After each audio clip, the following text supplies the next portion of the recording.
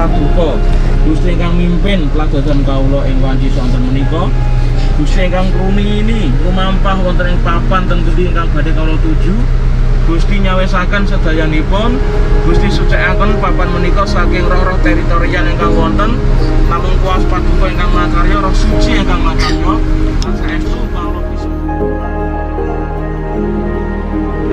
Nggih, oke. Panjen nurut sesuatu tadi kok. Ada salah. Nggih. Tos atas, Mbak.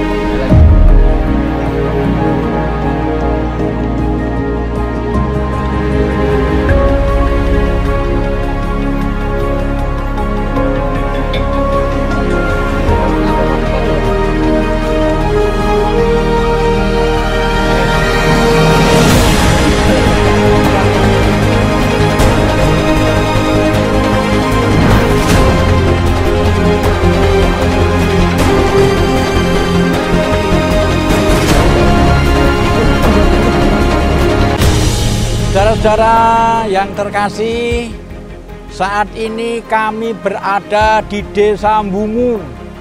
Di sini ada hamparan padi dan juga dikelilingi oleh perbukitan yang indah.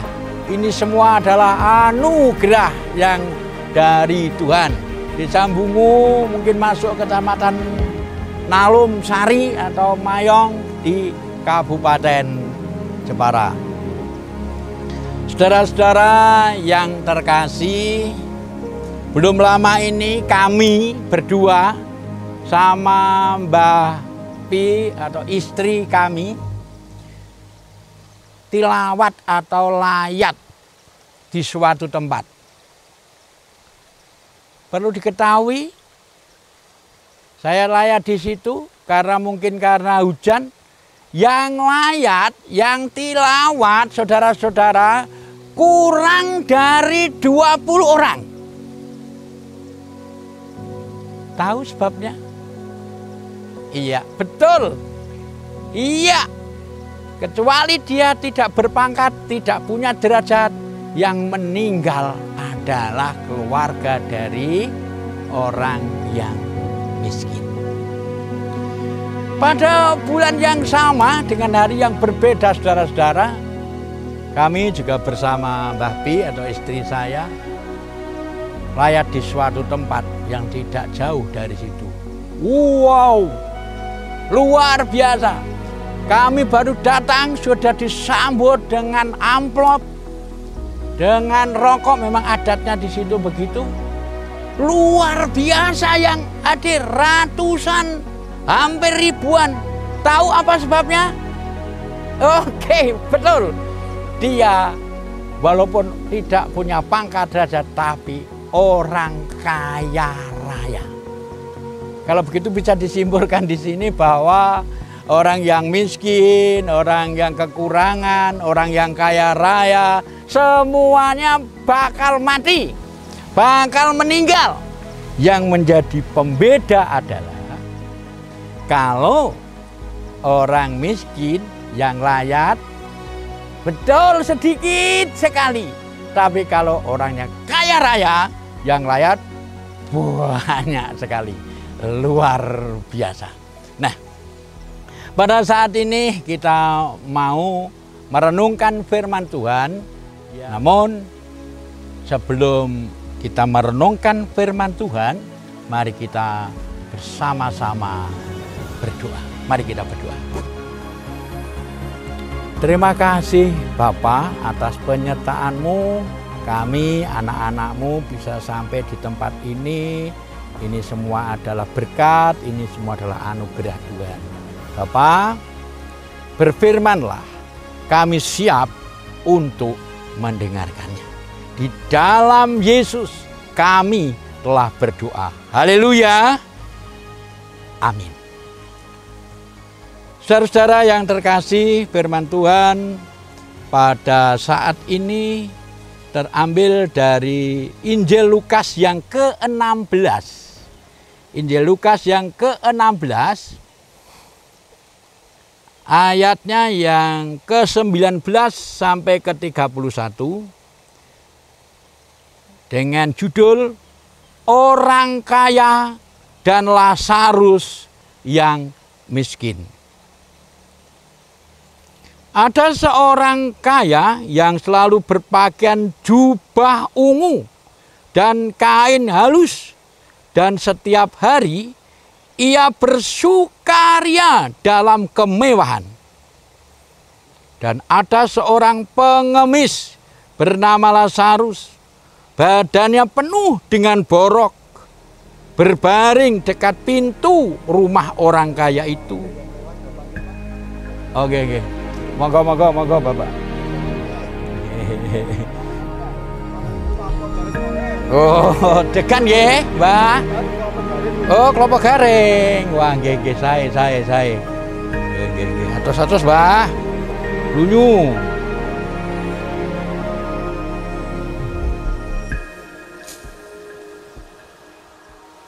Lembaga Alkitab Indonesia memberikan judul Orang Kaya dan Lazarus yang Miskin. Ada seorang kaya yang selalu berpakaian jubah ungu dan kain halus, dan setiap hari ia bersukaria dalam kemewahan. Dan ada seorang pengemis bernama Lazarus, badannya penuh dengan borok, berbaring dekat pintu rumah orang kaya itu, dan ingin menghilangkan laparnya dengan apa yang jatuh dari meja orang kaya itu. Malahan anjing-anjing datang dan menjilat boroknya. Kemudian matilah orang miskin itu, lalu dibawa oleh malaikat-malaikat ke pangkuan Abraham. Orang kaya itu juga mati, lalu dikubur. Dan sementara ia menderita sengsara di alam maut, ia memandang ke atas, dan dari jauh dilihatnya Abraham dan Lazarus duduk di pangkuannya. Lalu ia berseru, katanya, "Bapak Abraham, kasihilah aku. Suruhlah Lazarus supaya ia mencelupkan ujung jarinya ke dalam air dan menyejukkan lidahku, sebab aku sangat kesakitan dalam nyala api ini." Tetapi Abraham berkata, "Anak, ingatlah bahwa engkau telah menerima segala yang baik sewaktu hidupmu, sedangkan Lazarus segala yang buruk. Sekarang ia mendapat hiburan dan engkau sangat menderita. Selain daripada itu, di antara kami dan engkau terbentang jurang yang tak terseberangi, supaya mereka yang mau pergi dari sini kepadamu ataupun mereka yang mau datang dari situ kepada kami tidak dapat menyeberang." Kata orang itu, "Kalau demikian, aku minta kepadamu, Bapa, supaya engkau menyuruh dia ke rumah ayahku, sebab masih ada 5 orang saudaraku, supaya ia memperingati mereka dengan sungguh-sungguh, agar mereka jangan masuk kelak ke dalam tempat penderitaan ini." Tetapi Abraham, ada pada mereka kesaksian Musa dan para nabi. Baiklah mereka mendengarkan kesaksian itu. Jawab orang itu, "Tidak, Bapak Abraham. Tetapi jika ada seorang yang datang dari antara orang mati kepada mereka, mereka akan bertobat." Kata Abraham kepadanya, "Jika mereka tidak mendengarkan kesaksian Musa dan para nabi, mereka tidak juga akan mau diyakinkan sekalipun oleh seorang yang bangkit dari antara orang mati." Sampai jauh di sini firman Tuhan saat ini. Salam. Ya, salam. Ya, damai sejahtera surgawi menyertai kita semua. Haleluya. Amin. Iya. Tema khotbah pada saat ini adalah melekat kepada Allah. Melekat kepada Allah. Saudara-saudara yang dikasihi dan yang mengasihi Tuhan Yesus, dalam firman Tuhan yang baru saja kita dengar bersama, bahwa di situ Tuhan memberikan perumpamaan yang mencolok bedanya. Yang satu orang kaya.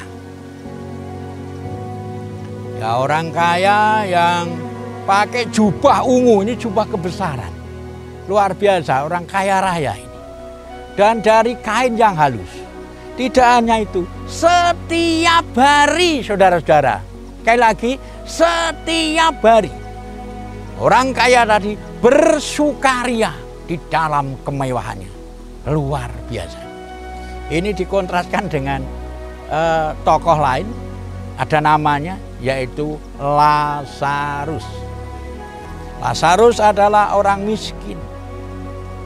Saudara-saudara yang dikasihi, diceritakan di situ dia berbaring, tidak duduk, tidak berdiri, berbaring dekat pintu orang kaya. Supaya apa? Ia ingin menghilangkan rasa laparnya. Dengan apa? Sesuatu yang jatuh dari meja orang kaya itu. Sesuatu makanan, minuman yang jatuh dari meja orang kaya itu. Tapi bagaimana dari cerita yang kita baca bersama dari firman Tuhan ini, dia tidak diberi makan, tidak diberi minum oleh yang empunya rumah. Dalam keadaan berbaring, yang datang adalah anjing. Dan tidak hanya satu, karena disebutkan di situ, yang datang anjing-anjing. Waduh, menjilat boroknya. Jadi ini sangat kontras, yang satu kaya raya, yang satu sangat miskin. Saudara-saudara yang terkasih, apa yang terjadi? Semuanya meninggal. Contohnya tadi, Lazarus juga meninggal, orang kaya juga meninggal. Bedanya saudara-saudara, waktu meninggal, Lazarus diangkat oleh para malaikat, oleh malaikat-malaikat, dibawa langsung ke pangkuan Bapak Abraham. Bapak Abraham identik dengan surga, memang ada surga itu saudara-saudara. Tapi orang kaya yang tidak mempedulikan sesama, apa yang terjadi? Dia juga mati, tapi dia merasa kesakitan. Di alam maut, di situ ada nyala api. Luar biasa di situ saudara-saudara. Nyala api, api yang menyala. Orang kaya di situ. Rasa kesakitan di alam maut. Dan dia bisa melihat Lazarus yang ada di atas sana. Waduh, di sini kesakitan Lazarus dalam pangkuan Bapak Abraham. Sampai dia itu berseru, Bapak Abraham, suruhlah Lazarus itu mencelupkan jarinya dan suruh ke sini supaya kami ini bisa agak, tenggorokan saya ini bisa agak longgar karena di sini kami kesakitan, saya kesakitan. Diceritakan di situ, anak, kamu sudah banyak bersukaria di dunia, sedangkan Lazarus tidak. Kecuali dari itu ada jurang pemisah yang tidak bisa dilewati dari tempatnya Lazarus ke orang kaya dan orang kaya ke Lazarus. Saudara-saudara yang terkasih, apa yang bisa kita ambil hikmatnya di sini? Supaya kita tidak kesakitan di alam maut seperti orang kaya, kita harus melekat kepada Allah. Sekali lagi, melekat, nempel dengan sungguh-sungguh. Melekat itu menempel dengan sungguh-sungguh dengan Allah. Sekali lagi, supaya kita tidak kesakitan di alam maut, di neraka, api yang menyala. Seperti orang kaya tadi, kita harus melekat dengan Allah. Dengan cara yang pertama, sebutkan tadi bahwa orang kaya itu tidak salah. Orang kaya memang, orang Kristen memang tidak salah itu kaya. Tapi kaya itu untuk sarana kemuliaan nama Tuhan. Lain dengan orang kaya yang ada di Alkitab tadi. Orang kaya tadi tidak peduli dengan pengemis yang bernama, iya betul, Lazarus tadi. Tidak peduli. Maka dari itu yang pertama kami aturkan di sini bahwa kita bisa melekat kepada Allah. Yang pertama, kita harus peduli kepada sesama dengan hati yang ikhlas. Tidak egoistis, tidak hanya memikirkan diri sendiri, tapi memikirkan sesama yang membutuhkan. Saudara-saudara yang terkasih di dalam nama Tuhan Yesus, suatu saat memang ada orang yang peduli, suatu desa gitu, dukuh, itu ada bencana banjir. Wah, bencana banjir. Dan ada beberapa orang yang peduli dengan sesamanya yang pada waktu itu kena musibah bencana banjir. Tapi saudara-saudara, waktu itu memang bawa beras, bawa sembako. Tetapi yang datang, saya heran, yang datang itu para wartawan itu loh yang mencari berita. Ini kok wartawannya sudah pada datang, padahal yang bawa sembako katanya, sembako, beras itu ya ada beras, ada minyak, ada belum datang. Sudah siap-siap itu ada beberapa wartawan yang datang ke dekat rumah yang mau dibantu untuk pos begitu, posko itu, karena akan mendapat bantuan sembako. Nah, ya bagus juga sih. Membantu orang yang dibantu suruh salaman, udah diatur begini, nanti begini. Wah, manut saja orang yang dibantu. Tapi saya berpikir, waduh, ya bantuan segitu aja. Ya memang menurut yang menerima pada waktu itu kena musibah bencana banjir, ya luar biasa. Tapi sayangnya kelihatannya tidak tulus. Karena apa? Dia supaya terkenal, dia supaya termasyhur. Sebelum dia menyumbangkan sembako, wartawan jasus itu supaya namanya terkenal. Ya, itulah saudara-saudara. Maka saya aturkan di sini, yuk kita peduli dengan sesama, tapi dengan tulus, betul, tulus ikhlas. Tidak ada tendensi apa-apa supaya tidak terkenal dan sebagainya. Tapi sekali lagi, marilah kita peduli.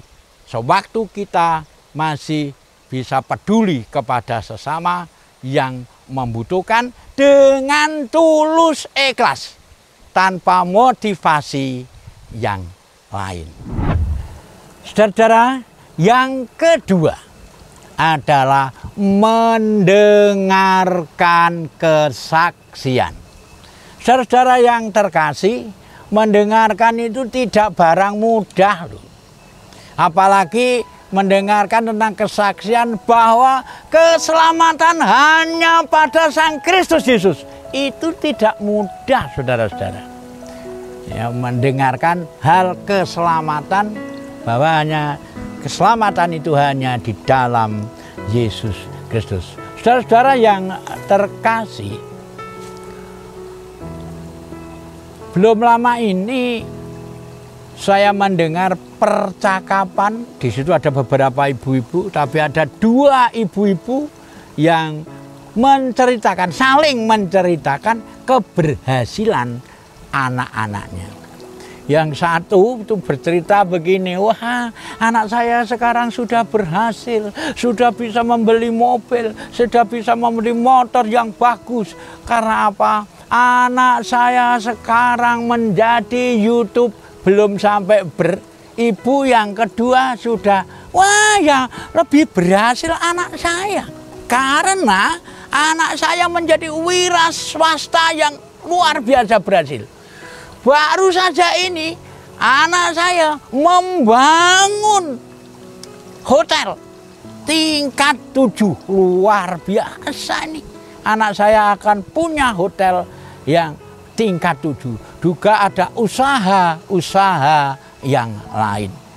Saudara-saudara, setelah selesai bercakap-cakap dua ibu tadi, saya tanya, Bu, tadi ibu yang kedua yang saya tanya, ibu yang pertama tadi cerita tentang apa ya? Tentang anaknya.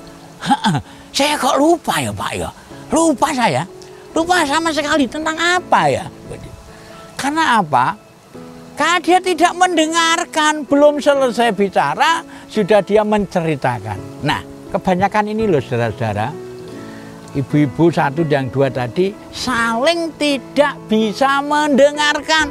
Karena ibu-ibu tadi maunya bercerita, maunya didengarkan, tapi tidak bisa mendengarkan.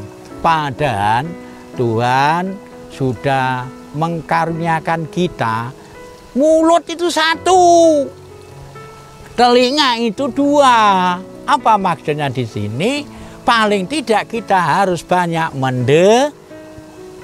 betul 100 mendengarkan daripada berbicara.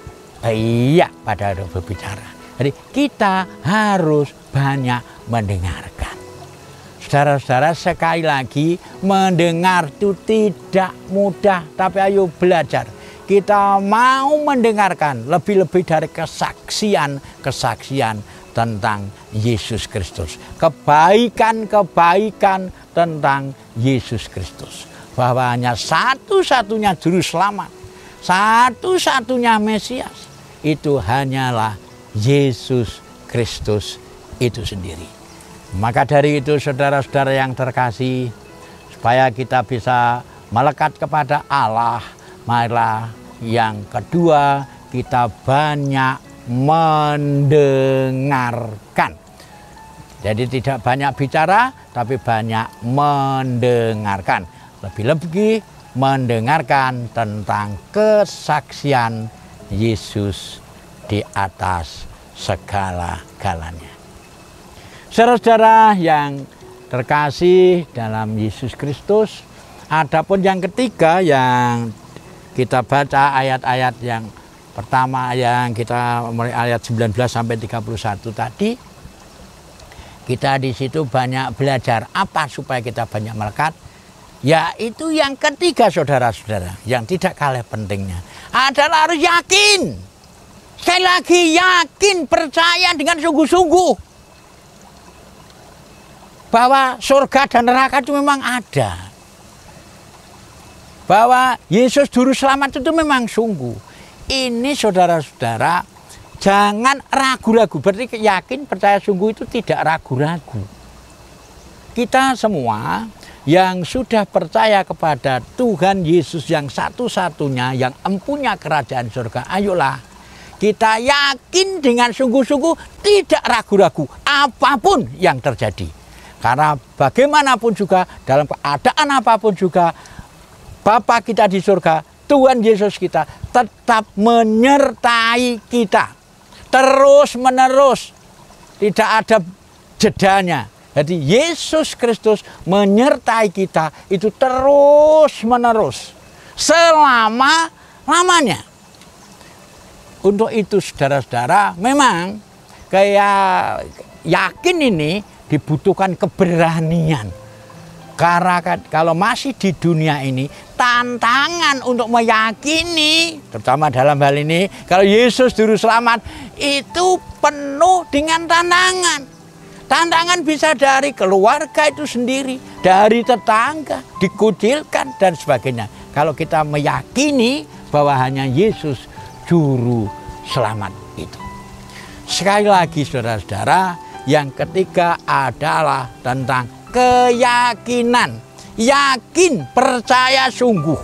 Itu tidak suam-suam kuku atau hangat-hangat tai ayam. Saudara-saudara, sudah banyak sering Anda mendengar bahwa kalau kita tidak yakin, kita ragu-ragu, kita suam-suam kuku akan diapakan?